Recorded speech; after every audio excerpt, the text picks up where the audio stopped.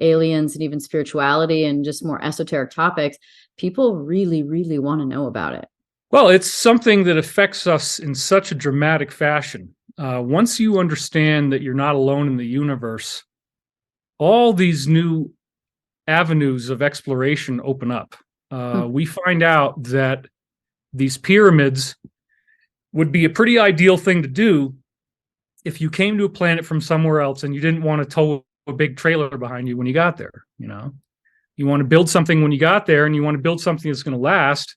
And if you have anti-gravity, you could direct the same gravitational reduction that you're putting on your own craft that causes it to levitate. You could do it on blocks of stone, right?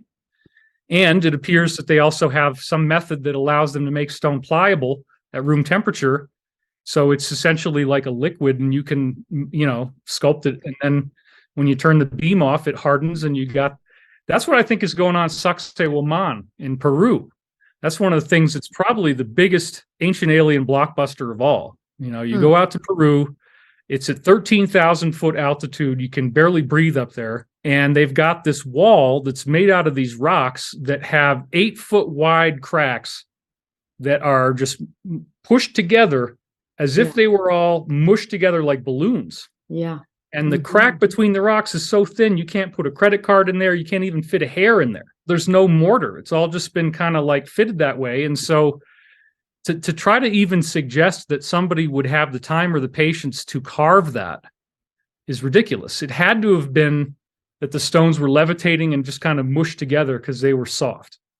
So then you got to say to yourself, okay, wow, what does that mean about everything that we thought we knew? And if you don't think far enough back into history, then you might miss a lot of big clues. You know, you might miss the fact that the Japanese had a very large budget and they wanted to build a Great Pyramid mock-up at 1/5 the size, 500% smaller, with the very best laser-controlled technology, the cranes, you name it.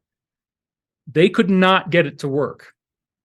So the Great Pyramid is something that is completely beyond any capacity that we could have used with technology today. And I think what's even more outrageous is when it was first constructed, it had mirror-polished white stone on the outside. Right. It looked like a marble, gleaming, perfect alien structure in the desert.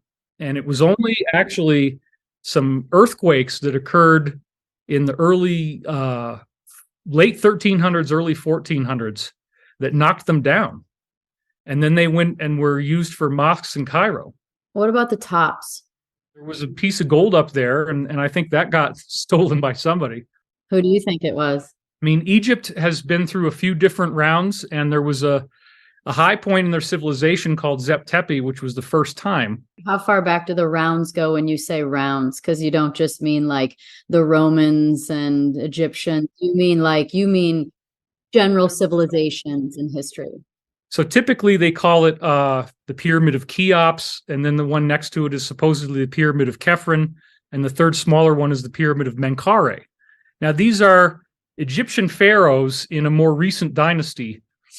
And Cheops, the connection that Cheops built the tomb is extremely weak. And Zechariah Sitchin did an amazing breakdown on that, where Sir Flinders Petrie was the guy who supposedly found these quarry marks inside the king's chamber that said that Cheops built the pyramid. And this was when he'd run out of money. He was going to have to go back to England empty-handed.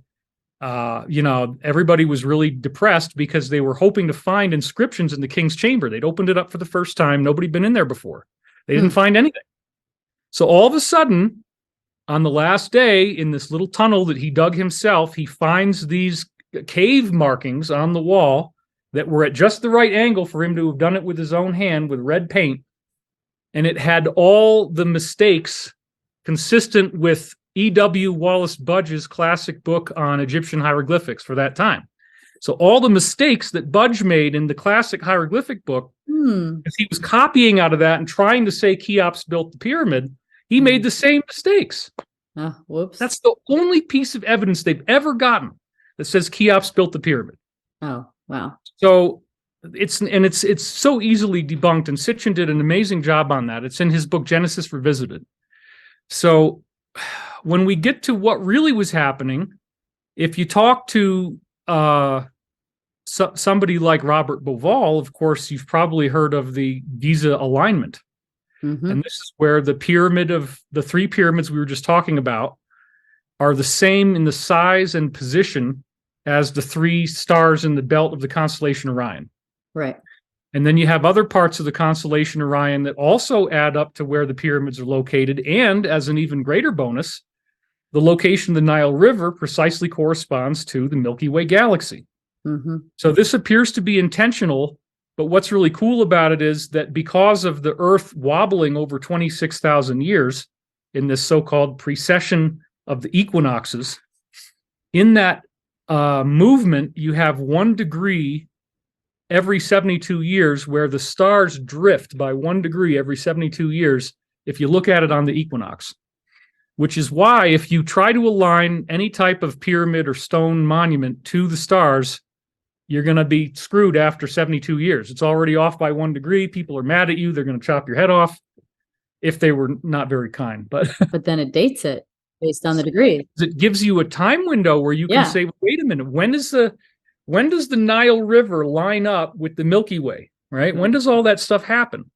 And it happens in 10,450 BC, which is not supposed to be part of the conventional dating era. And if we want to go ancient aliens for a while, we've now got this other area in Turkey, which is Göbekli Tepe.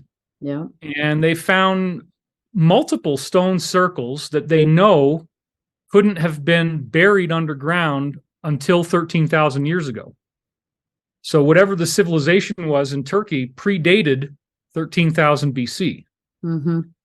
So we're going to have to go through this whole process as a society where the typical delineation of that nothing before 5,000 years ago, right, other than cavemen, right, that's not the way it is.